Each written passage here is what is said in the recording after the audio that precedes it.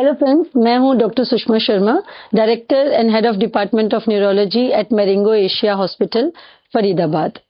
Friends, अगर किसी को एपिलेप्सी यानी मिर्गी की शिकायत है और उसको आपके सामने दौरा आता है तो क्या करना चाहिए? अक्सर मिर्गी से ग्रसित लोगों के जो केयर गिवर होते हैं, फैमिली मेंबर्स होते हैं, वो हमसे ये सवाल करते हैं कि डॉक्टर जब दौरा आए तब हम क्या करें? तो मैं आपको ये बताना चाहूंगी कि आप क्या करें, इससे कहीं ज्यादा इम्पोर्टेंट है ये समझना कि आप क्या ना करें। क्योंकि हमारे समाज में अक्सर ये होता है कि जब किसी को मिर्गी का दौरा आता है तो लोग जूता चप्पल लेके सुंघाने आ जाते हैं। ये नहीं करना है, इसका कोई रोल नहीं है। दूसरा, लोग चम्मच लेके आ जाते हैं और चम्मच को मुंह में डालते हैं और सोचते हैं कि इससे जीभ कटने से बचा लेंगे। ये हानिकारक हो सकता है, ये नहीं करना है। तीसरा, लोग पानी लेके आ जाते हैं और जबरदस्ती मुंह में पानी डालने की कोशिश करते हैं। ये तो बहुत ही हानिकारक हो सकता है और इसको बिल्कुल नहीं करना है। चौथा, जब व्यक्ति को झटके आ रहे होते हैं मिर्गी के, तो आसपास के लोग उसको पकड़ के घोंटने की कोशिश करते हैं ताकि वो उसके झटकों को रोक सके। फ्रेंड्स, आप बाहर से उसके झटकों को नहीं रोक सकते और ऐसा करने से भी उल्टा आप पेशेंट का नुकसान कर सकते हैं, क्योंकि अंदर के झटके इतने पावरफुल होते हैं कि अगर आप बाहर से जबरदस्ती उनको रोकोगे, अगर उनको एक्सप्रेस नहीं होने देंगे, तो व्यक्ति को फ्रैक्चर्स तक हो सकते हैं, अंदर के झटकों से हड्डियां तक टूट सकती हैं। तो फिर करना क्या है जब दौरा आता है? फ्रेंड्स, समझिए, बहुत जरूरत है ये समझने की कि जो दौरा होता है, आमतौर पे मिर्गी के दौरे का जो एक एपिसोड होता है वो मुश्किल से 2 या 3 मिनट का होता है।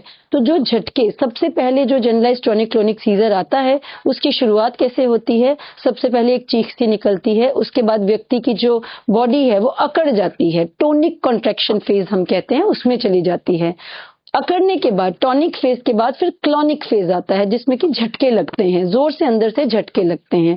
और क्लॉनिक फेज के बाद फिर बॉडी शिथिल हो जाती है, ढीली हो जाती है और व्यक्ति कंफ्यूज रहता है काफी देर तक, और फिर धीरे धीरे धीरे अगले कई मिनटों में या हो सकता है कुछ घंटों में धीरे धीरे व्यक्ति अपनी नॉर्मल स्थिति में वापस लौटता है।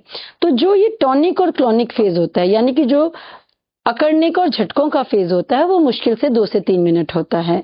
उस वक्त आपको जबरदस्ती मरीज के झटके रोकने नहीं हैं, उनको एक्सप्रेस होने दीजिए, उनको आने दीजिए।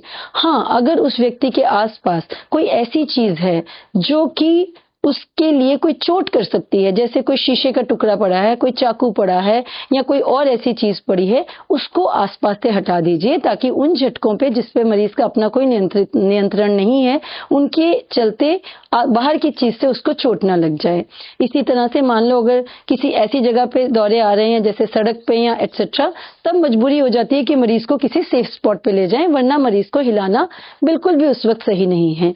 मात्र 2-3 मिनट तक आपको पेशेंस रखना है, झटके आने देने हैं। मैं जानती हूँ ये कहना आसान है और करना मुश्किल, लेकिन इसको समझना होगा कि यही बेस्ट तरीका है। हो सके तो दौरों को टाइम कीजिए कि कितनी देर आता है। अगर वो 5 मिनट से कम है, यानी 2-3 मिनट ही आमतौर पे होता है, तो घबराना नहीं है। जैसे ही वो रुक जाता है, जो कि मोर देन 95% केसेस में रुक जाता है, जैसे ही वो रुक जाता है झटके वाला फेज और ओवर एक्टिविटी वाला फेज, तो उसके बाद जैसे ही मरीज की बॉडी ढीली हुई, उसके बाद आपको कुछ करना है। क्या करना है? पेशेंट को एक करवट देके लिटाना है ताकि उसके मुंह में जो झाग और कई बार जीभ कटी होती है तो खून होता है, वो सब आपका एक साइड से पेशेंट का बाहर निकल सके, अंदर से उसको चोक ना करे। उसको एक करवट देके लिटाना है और उसके होश में आने का वेट करना है और अपने डॉक्टर से सलाह लेनी है। मरीज को दवाई टाइम टू टाइम देनी है। अगर दवाई खाते हुए भी उसको ये मिर्गी का अटैक हो रहा है तो तुरंत जो है अपने डॉक्टर की सलाह लेनी है, क्योंकि पेशेंट की दवाइयों में फेरबदल करने की जरूरत हो सकती है। तो मिर्गी में इंपॉर्टेंट है ये समझना, जूते चप्पल का कोई रोल नहीं है। आपको क्यों लगता है कि वो वर्क कर रहा है? क्योंकि ये अटैक होता ही 2-3 मिनट का है। जब तक आप जूता लेके आते हैं, मरीज को सुंघाते हैं, तब तक 2-3 मिनट हो जाते हैं और वो दौरा जो है अपने आप ही रुक जाता है। वो आपके जूते चप्पल सुंघाने से नहीं रुका, वो तो अपने आप रुका है। चम्मच डालने से मरीज के दांतों में चोट आ सकती है, मरीज के मुंह में चोट आ सकती है और नुकसान हो सकता है। पानी डालने से मरीज के पानी जो है वो फेफड़ों में जा सकता है और निमोनिया कर सकता है।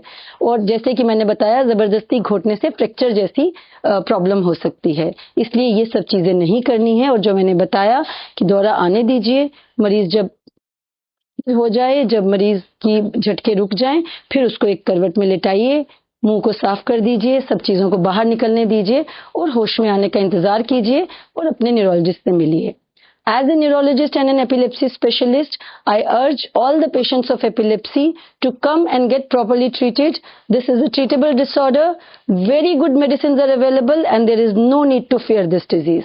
Thank you.